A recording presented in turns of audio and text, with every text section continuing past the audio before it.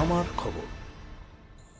দুবরাজপুরের হেতমপুরে ভয়াবহ আগুন। দুবরাজপুরের হেতমপুরে পানাগড় দুবরাজপুর রাজ্য সড়কের উপর রয়েছে বন দপ্তরের বিট অফিসের পিছনে রয়েছে 3টি গ্রামের কবরস্থান।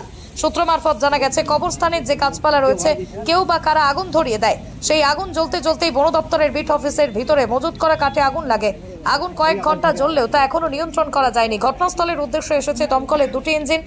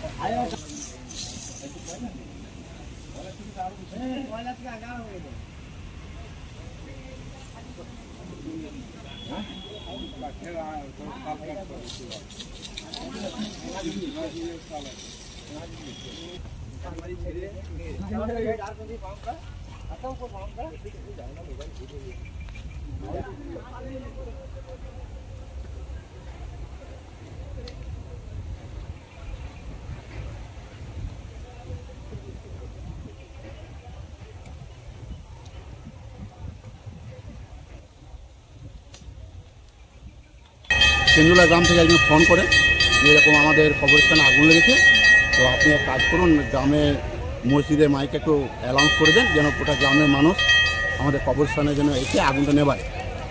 তো তারপর এসে দেখি একদম ভয়াবহ দুর্ঘটনা, প্রচুর লোকজন। তারপর দেখলাম একটা ফায়ার ব্রিগেড এলো, আসার পর শুরু হলো। তো যা আগুন তাতে এই ফায়ার ব্রিগেডে নেবানো সম্ভব হয়নি। তারপরে যেন যে বিডিও এলো, পুলিশ এসছে, তারপরে বিডিও বললেন যে না আরেকটা গাড়ির প্রয়োজন আছে, আসছে গাড়ি। তো প্রায় আগুনে এখানে ঘুরে যায়। তো এটা যেন বন্ধ হয়, প্রশাসনকে যেন অনুরোধ করবো যেন আগুন কোথাও যেন, এইখানে নয় কোথাও যেন এরকমভাবে আগুন না হয় ঘরে। কারণ আজকে যা ভয়াবহ অবস্থা দেখলাম, এটা যদি গ্রামে হতো তাহলে গোটা গ্রাম পুড়ে ছাড়খাড় হতো। এটা নিয়ে প্রশাসনের দিকে দৃষ্টি আকর্ষণ করতে হবে।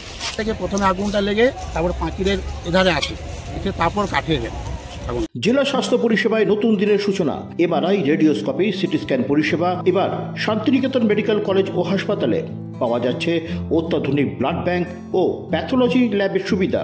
রয়েছে 10 টাকায় ডাক্তার দেখানো এবং ওষুধে 62.5% পর্যন্ত ছাড়ের সুবিধা। তাই আর দেরি কেন, আজই আপনার প্রিয়জনের চিকিৎসার জন্য আসুন আন্তর্জাতিক পরিকাঠামো আর অত্যাধুনিক প্রযুক্তি নিয়ে গড়ে ওঠা শান্তিনিকেতন মেডিকেল কলেজ ও হাসপাতালে।